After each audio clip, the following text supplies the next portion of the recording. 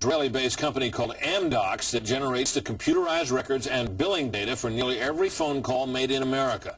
As Carl Cameron reported, U.S. investigators digging into the 9/11 terrorist attacks fear that suspects may have been tipped off to what they were doing by information leaking out of Amdocs. In tonight's report, we learned that the concern about phone security extends to another company founded in Israel that provides the technology that the U.S. government uses for electronic eavesdropping. Here is Carl Cameron's third report. The company is Comverse Infosys, a subsidiary of an Israeli-run private telecommunications firm with offices throughout the U.S.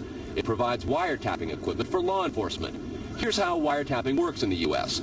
Every time you make a call, it passes through the nation's elaborate network of switchers and routers run by the phone companies. Custom computers and software made by companies like Comverse are tied into that network to intercept, record, and store the wiretapped calls, and at the same time transmit them to investigators.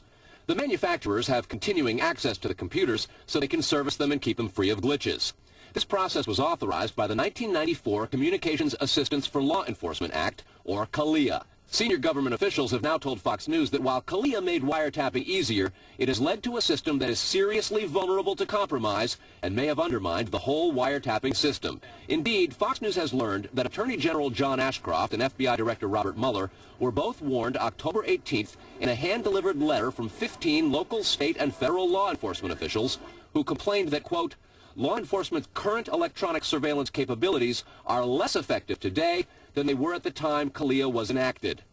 Comverse insists the equipment it installs is secure, but the complaint about this system is that the wiretap computer programs made by Comverse have in effect a back door through which wiretaps themselves can be intercepted by unauthorized parties.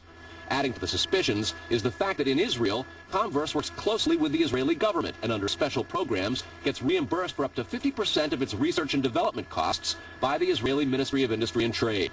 But investigators within the DEA, INS, and FBI have all told Fox News that to pursue or even suggest Israeli spying through Comverse is considered career suicide.